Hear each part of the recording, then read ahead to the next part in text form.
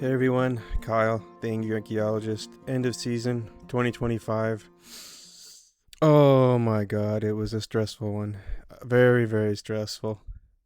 Definitely what I would call a period of trials and tribulations.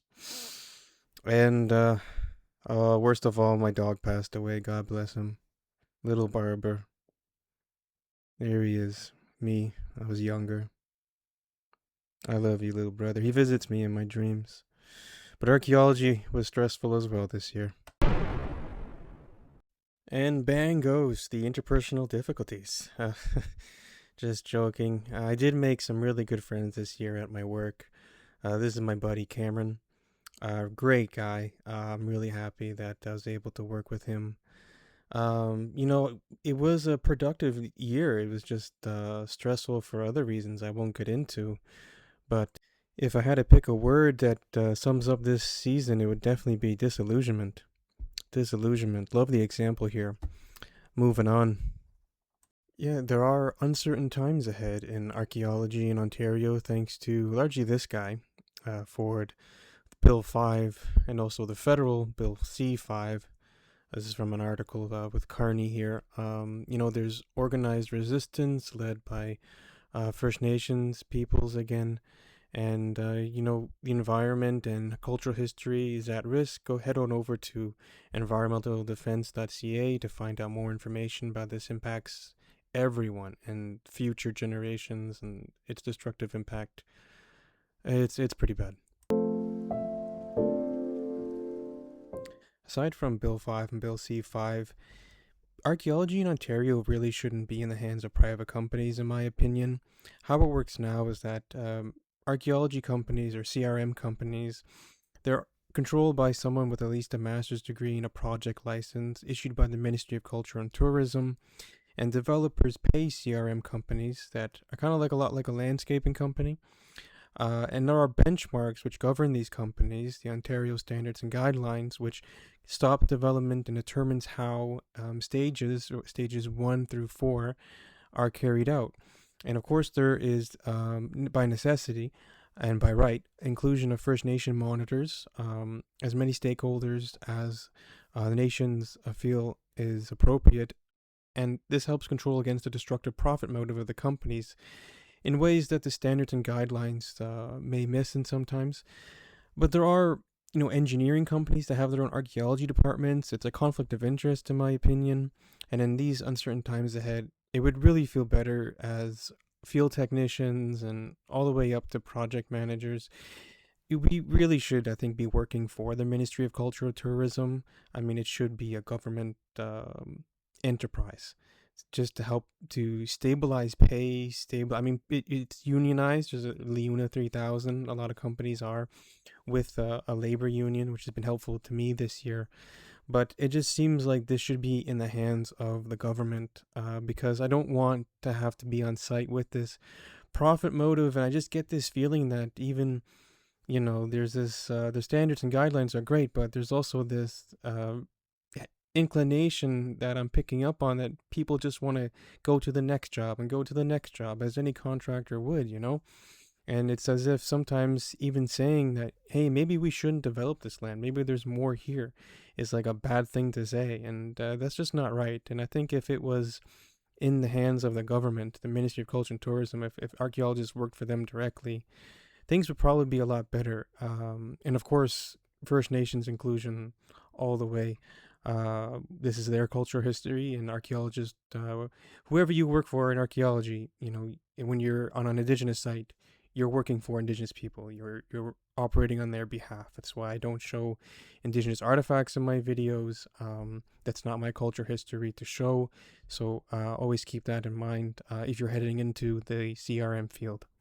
But the government is a big part of the problem because of the artificial scarcity of archaeological licenses and the time it takes for the ministry to get back to CRM companies about things. It follows Ford's policy of, underfunding, creating a public anger, then privatizing. So the incompetency of the ministry is a reflection of the underfunding and little oversight. This helps to establish illegal legislation like Bill 5, which violates treaty law in Canada and Ontario. And this is something we need to do, is honor the treaties in Canada, foundational laws to what would become Canada. And this t-shirt is from an Indigenous company named Section 35. Their products are available at the Indigenous Pop-Up Store, Aaniin, at the Toronto Eaton Center until February 28th. But please check out their website as they have a lot of amazing clothing. But it's important to follow laws, especially laws foundational to what would become Canada here when European settlers settled here. This allows us to retain respect for Indigenous peoples in their own homes. The depth of cultural history in Southern Ontario is quite vast. I was on sites this year with discontinuous evidence of human activity going all the way back until the transitional Paleo period, with evidence of human activity along a timeline discontinuously all the way up until the period of European contact and into the fur trade.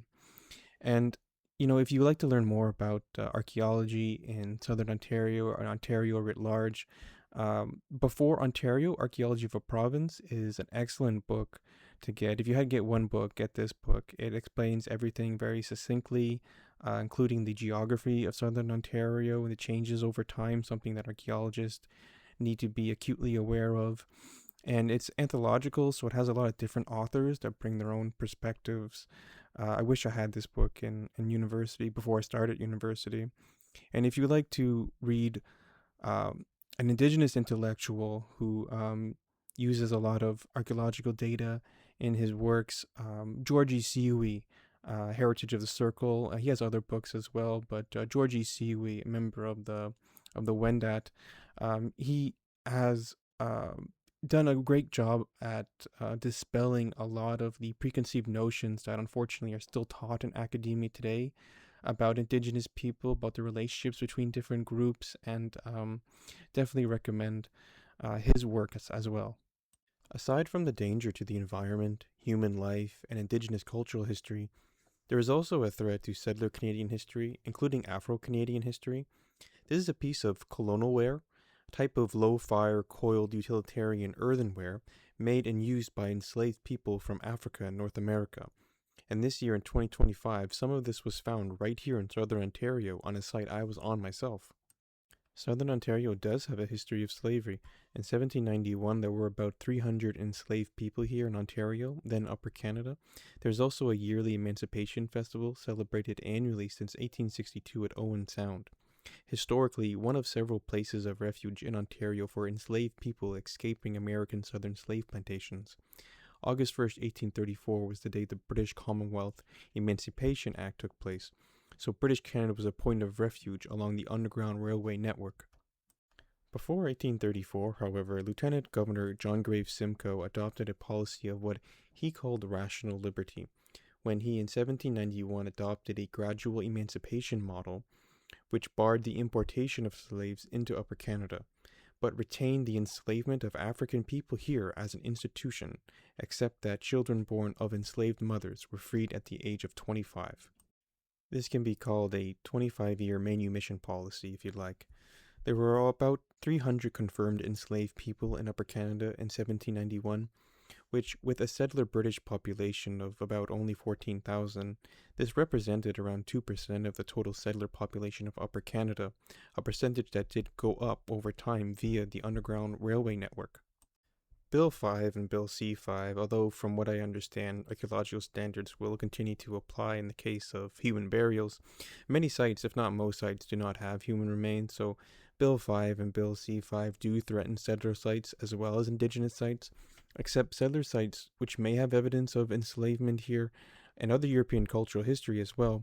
They don't have the same kind of organized and ready to defend resistance nor advocation on their behalf to conduct archaeological assessments on colonial farmsteads or villages, camps where perhaps slavery did take place. And I think we should turn to archaeology to see how the enslavement of people stolen from Africa took place here in Ontario. And what was the nature of John Graves Simcoe's 25-year manumission policy? Perhaps archaeology can tell us about that. The other Afro-Canadian, Black Canadian settlements here in Upper Canada and European settlements here as well in the 19th century and earlier should retain the same rights of cultural preservation just like Indigenous sites. On settler sites without any Afro-Canadian component, I for one would love to learn more about the fur trade here in Ontario, which often has Indigenous cultural history interwoven within, or about the later British logging and farming activities in Ontario in the later 19th century. Obviously, though, when talking about the enslavement of innocent people here in Ontario, we have a moral obligation to better understand this, to show not only the people who suffered under the evil institution of slavery here in Ontario respect, law instincts due to them and to their souls, but in order to show respect for Black Canadians living today who may be descendants of enslaved African peoples, because I think permanently losing access to this kind of history in the archaeological record would do great damage to us all today in many ways. Learning more about Black Canadian history was something that I was thankfully able to do this year. One book that enabled that is Broken Shackles, Josiah Henson, aka Old Man Henson, From Slavery to Freedom, first published in 1889 right here in Toronto. It's a remarkable book because this work represents several first-hand accounts of the lives of some of Canada's oldest Black settlers at their communities, most notable Grey County region, Georgian Bay in Ontario, in which Owen Sound is the largest city. And it was John Frost Jr. who took it upon himself to hear the stories of fugitive slaves who had escaped southern plantations and were living here in Canada in the mid to late 19th century. There is also a shared history between Indigenous peoples and Black people here in Canada. One notable person in Broken Shackles is John Daddy Hall, a mixed descent Indigenous Black man who served in the War of 1812 with the Great Tecumseh, the Indigenous forces fighting for Britain, who were later betrayed by Britain.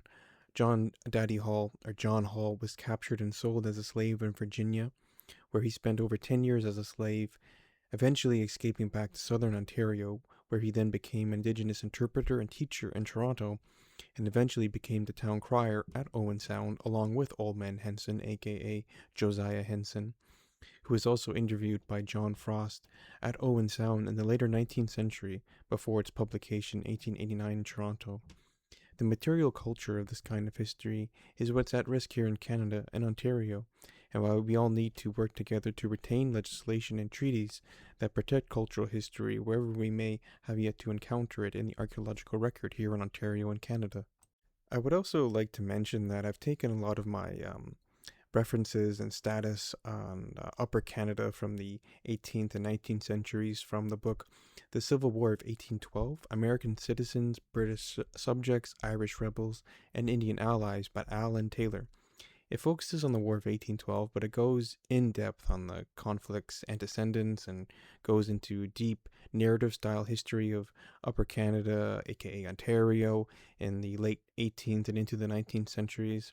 I highly recommend this work. It's one of the best research works on settler Canadian history I've ever read. And just as a final note, I wanted to say please to the field techs out there, be careful of ticks. One sent me to the hospital this year. Be careful when removing them from your body if you find one. Try and save it if you can for testing as well. And get antibiotics if you find one feeding on you. Lyme disease is no joke. Please do your research on ticks and tick safety before doing any stage 2 test pitting in dense forested areas in Ontario.